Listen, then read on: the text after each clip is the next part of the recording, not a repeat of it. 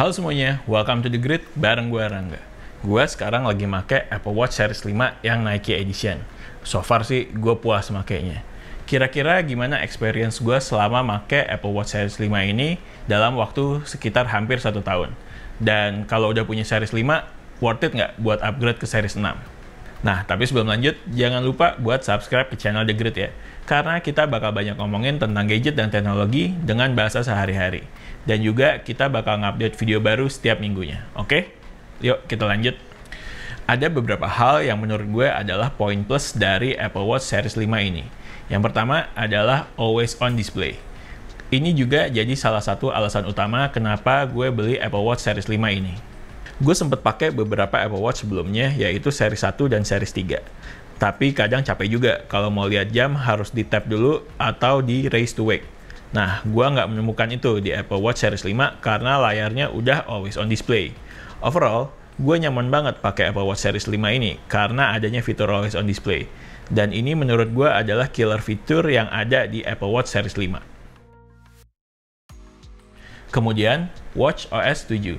Belum terlalu lama diluncurin, Watch OS 7 ini adalah OS terbaru dari Apple Watch. Tapi, nggak semua Apple Watch dapat Watch OS 7 ini ya. Baru mulai dari Series 3 ke atas. Tapi gue rasa Watch OS 7 ini optimalnya mulai dari Series 4 ke atas. Lumayan banyak fitur baru dari Watch OS 7 ini. Kayak watch face baru yang lumayan banyak. Mulai dari yang kelihatan serius kayak Watch Face GMT, Chronograph Pro, Count Up, atau yang kelihatan artsy kayak Artist, Stripes, dan Typograph. Oh iya, di Watch 7 ini ada fitur Watch Face Sharing juga. Jadi kita bisa sharing-sharing Watch Face custom-customan kita ke orang lain. Jadi kita bisa tukar-tukaran Watch Face. Asik nih.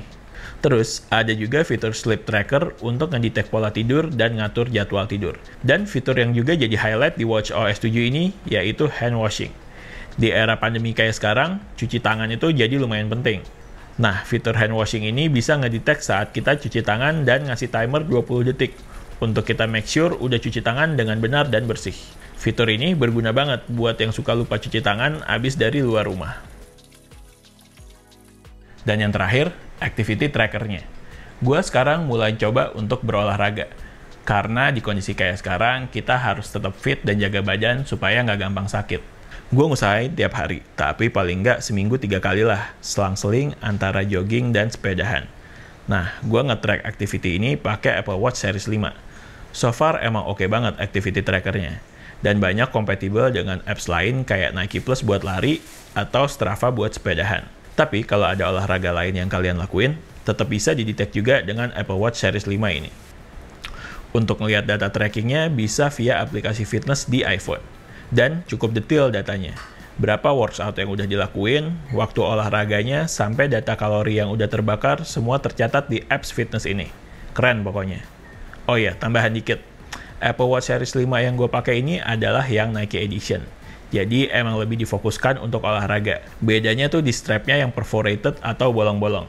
Jadi keringat nggak terhalang strap dan tetap bisa keluar dengan lancar. Selain poin-poin plus yang udah gue sebutin, ada juga beberapa poin minusnya nih. Yang pertama adalah battery life-nya. Sebenarnya battery life dari Apple Watch Series 5 ini udah cukup improve dari Apple Watch seri-seri sebelumnya. Estimasi 18 jam. Tapi perlu diingat, mulai dari Series 5 ini udah always on display, yang berarti konsumsi baterainya lebih gede dibandingkan seri-seri sebelumnya. Mungkin kalau displaynya di off, bisa dapat 1,5 sampai 2 hari. Tapi tetap sih, gue masih mengharapkan Apple Watch dengan baterai yang bisa tahan lebih lama. Misalkan 4 sampai 7 hari lah. Bakal enak banget tuh, karena sejujurnya gue paling males nge-charge gadget sering-sering. Dan secara teknologi, menurut gue udah bukan nggak mungkin. Karena udah banyak smartwatch merek lain yang punya battery life di atas minggu. Bakalan asik banget tuh kalau teknologi baterainya diterapin di Apple Watch. Kemudian ada fitur-fitur yang belum aktif di region tertentu, kayak ECG atau elektrokardiogram. Fitur ini untuk merekam aktivitas kelistrikan jantung. Tapi sayangnya fitur ini belum aktif di Indonesia. Semoga akan aktif dalam waktu dekat ya. Terakhir, harganya yang masih relatif mahal. Untuk sebuah smartwatch, harga dari Apple Watch Series 5 ini relatif cukup mahal bagi sebagian orang, yaitu sekitar 5-6 jutaan. Apalagi banyak kompetitor dari brand lain yang ngejual smartwatch-nya mungkin di range 2-3 jutaan. Oh, dan yang harus diingat, Apple Watch hanya kompatibel dengan iPhone ya, nggak kompatibel dengan Android. Oke, kesimpulannya nih. Buat yang nyari Apple Watch dengan fitur Always On Display, watchOS 7, dan Activity Tracker yang dapat diandalkan, Apple Watch Series 5 ini bisa jadi pilihan yang tepat. Kenapa nggak sekalian ke Series 6 aja? Karena Apple Watch Series 5 dan Series 6 menurut gue bedanya nggak terlalu jauh. Yang paling signifikan ada di Blood Oxygen Level atau SpO2 sensor. Secara fungsi, ini menarik. Tapi sebenarnya udah ada alat terpisah untuk mengukur SpO2 ini dan harganya murah. Paling sekitar 100-200 ribuan aja. Sisanya nggak terlalu signifikan bedanya menurut gue. Dan pastinya harga Apple Watch Series 6 ini bakalan lebih mahal. Terus gimana kalau ganti ke Apple Watch SE? Kalau ke Apple Watch SE malah downgrade karena di Apple Watch SE ini nggak ada Always On Display-nya. Begitu kira-kira. Jadi gimana? Masih minat nggak sama Apple Watch Series 5? Kalau ada pertanyaan, tulis di kolom komentar ya. Oke, sekian video dari The Grid. Like kalau suka videonya. Jangan lupa buat subscribe ke channel The Grid dan follow Instagram kita di @thegridco.id. Terima kasih. The Grid sign out. Bye.